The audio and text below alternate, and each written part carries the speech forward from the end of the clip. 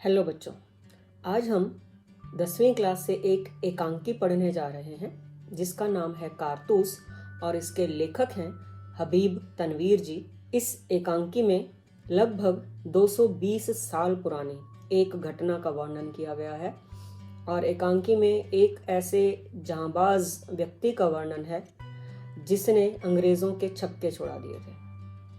एकांकी शुरू होती है गोरखपुर के जंगलों में लगे अंग्रेज़ों के खेमे से, जहां कर्नल कॉलिंज और लेफ्टिनेंट आपस में बातें कर रहे हैं। ये खेमा वज़ीर अली को पकड़ने के लिए लगा हुआ था और उनके अनुसार वज़ीर अली गोरखपुर के जंगलों में छुपा हुआ था। उन्हें वहां पर डेरा डाले हफ्तों हो गए थे, लेकिन वज़ीर अली उनके हाथ ही नहीं आ रहा था। इसीलिए वो उसकी तुलना रॉबिन हुड के साथ भी करते हैं, जो भूत की तरह आता था और एकदम से गायब हो जाता था। बड़ा साहसी भी था। वज़ीर अली अवध के नवाब आसिफउद्दौला का बेटा था। आसिफउद्दौला के घर में काफ़ी समय तक कोई संतान नहीं थी, इसलिए उनका छोटा भाई सादत अली खुद नवाब बनने के सपने देख रहा था। लेकिन जब लंबे समय के बाद वज़ीर अली का जन्म हुआ तो सादत अली को लगा जैसे उसकी मौत ने जन्म ले लिया हो, क्योंकि उसे अपना सपना बिल्कुल चकनाचूर होता हुआ दिखाई दिया। सादत अली एक ऐश पसंद आदमी था, जिसे अपनी जनता के दुख दर्द से कोई लेना देना नहीं था। और जब वज़ीर अली अवध के तख्त पर बैठा, उसने लगभग 5 महीने तक वहाँ शासन किया, लेकिन उन 5 महीनों में उसने अवध से अंग्रेज़ों के असर को बिल्कुल खत्म कर दिया।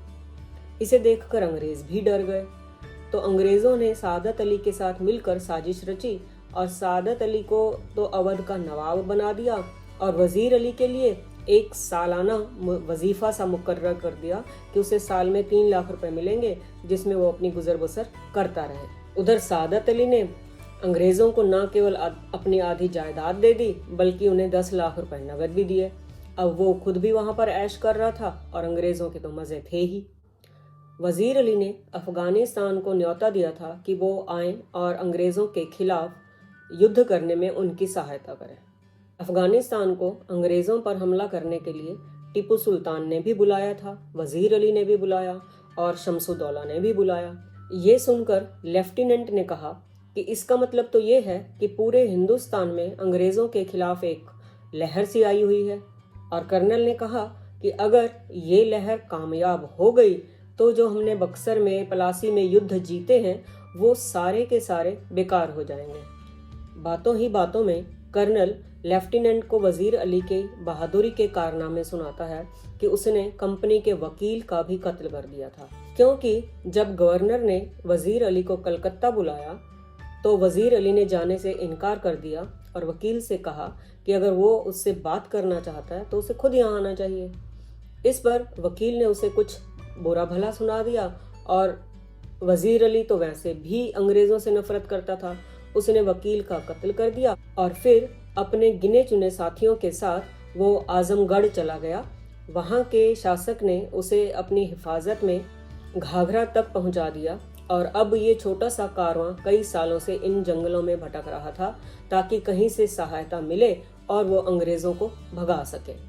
वज़ीर अली किसी भी तरह नेपाल पहुंचना चाहता था ताकि वहां रहकर मदद का इंतज़ार कर सके और अवध के तख्त से सादत अली को हटाकर खुद वहां का नवाब बने और अंग्रेज़ों को किसी भी तरह भारत से बाहर खदेड़ दे।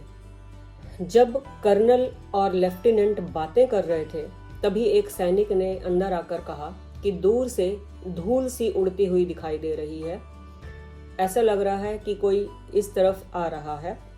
लेफ्टिनेंट ने भी खिड़की से बाहर देखा और कहा कि धूल तो ऐसे लग रही है जैसे कोई बहुत बड़ा काफिला हो, लेकिन दिखाई तो केवल एक ही घोड़ा दे रहा है। कर्नल ने भी देखा और कहा कि हाँ, एक ही सवार है। इतने में वो सवार वहां पहुंच गया और कर्नल से मिलने की बात कही। अंदर आकर उसने कहा कि वो कर्नल से अकेले में बात करना चाहता है और जब लेफ्टिनेंट बाहर चला गया तब उसने कहा कि उसे 10 कारतूस चाहिए। कर्नल के ये पूछने पर कि किस लिए चाहिए, उसने कहा वज़ीर अली की गिरफ्तारी के लिए। कर्नल ने उसे 10 कारतूस दे दिए क्योंकि वो किसी भी तरह वजीर अली को पकड़ना चाहता था। और जब सवार जाने लगा तो कर्नल ने उसका नाम पूछा और जाते जाते उसने अपना नाम बताया, वजीर अली। उसके जाने के बाद लेफ्टिनेंट ने अंदर आकर कर्नल से पूछा कि ये कौन था, तो कर्नल ने कहा, एक जांबाज। कर्नल के मुंह से भी वजीर अली के लिए तारीफ के ही शब्द निकले उसकी उस बहादुरी को देखकर। तो ये एकांकी वजीर अली की जीवन की एक घटना पर आधारित है, जिसमें उसके साहस, उसकी देशभक्ति, उसके स्वाभिमान का पता चलता है। मुझे उम्मीद है कि एकांकी आपको समझ आ गई होगी। तो आइए देखते हैं इस पाठ का अभ्यास कार्य।